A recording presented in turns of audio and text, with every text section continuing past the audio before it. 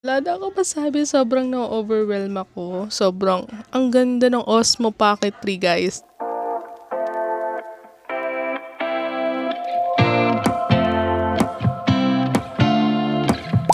Hey guys! So we have another unboxing. We got our new DJI Osmo Pocket 3. So let's unbox it.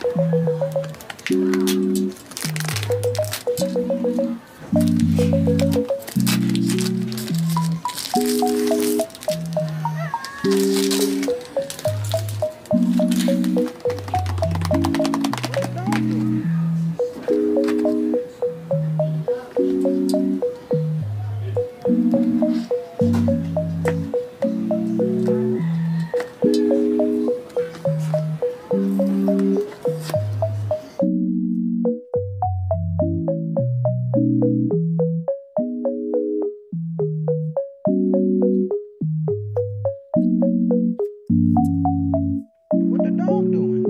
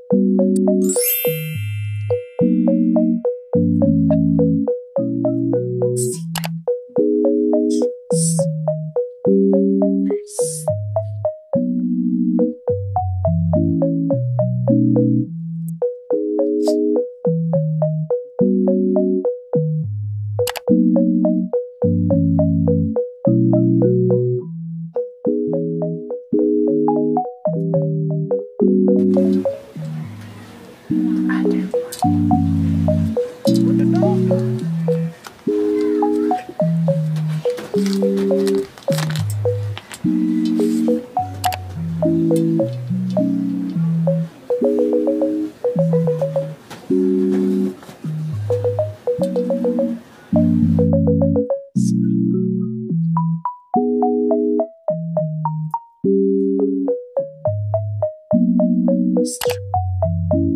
What the dog doing?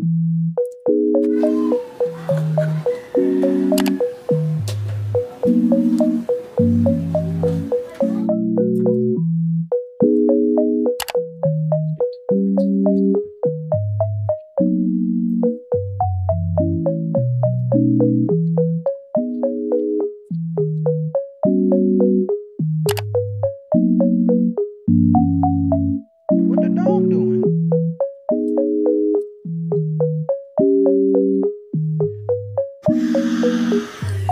Yeah, bye-bye.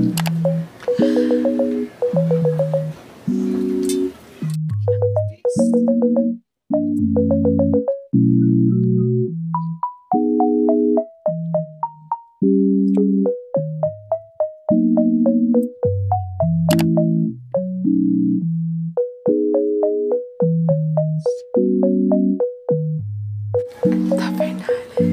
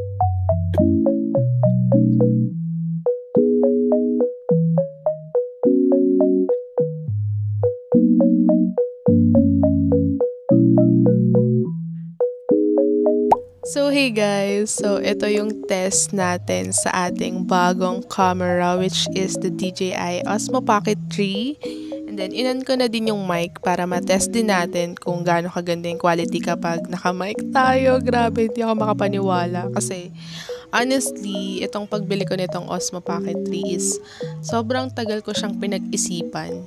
Yeah, kasi medyo pricey nga siya guys, lalo na tong creator combo. But napag-isip-isip ko kasi na parang investment ko din siya kasi syempre magagamit naman natin siya sa pagbablog and feeling ko kasi is mas gaganda yung quality natin, which is maganda naman yung quality ng video natin dahil nga yung gamit natin is camera din talaga which is yung Sony ZV-1. But alam kong napapansin nyo din yun na kapag medyo active or magalaw yung ating vlog, talagang nanginginig din talaga siya. Ayan, ang ingay ng pusa. Sana nababawasan kasi alam ko may noise reduction din tong mic na to ng DJI. Anyways, balik tayo. So, alam kong napapansin nyo na medyo magalaw nga yung Sony and then di ko rin alam kung bakit. So, I decided na kapag sit-down vlog is yung Sony na lang gagamitin ko and then kapag medyo adventurous naman yung ating vlog. So, ayan, meron na tayong Osmo Pocket 3 and sobrang dream come true kasi ito talaga yung ina-eye ko before ko bilhin yung Sony. Pero dahil nga, lagi akong nauubusan ng stock, ayan, nauna ko siyang bilhin yung Sony ZV-1. Pero ngayon, meron na tayong Osmo Pocket. Sobrang happy ko. And then, ayan, actually, naka-wide angle lens tayo. And then, try ko siyang tanggalin. Then, try nating tanggalin yung wide angle lens. Ayan, yung kaibahan niya. And then, balik ko ulit. Ayan, sobrang cool! And then, ayan guys, sobrang happy ko lang. And then, tinest ko lang din kung paano ba yung quality kapag dito na tayo nagbablog sa Osmo Pocket 3. And sobrang handy niya, sobrang liit lang talaga, so nakakatuwa. And ayun lang guys, pinakita ko lang sa inyo yung sample ng video kapag dito tayo magbi-video sa Osmo Pocket 3.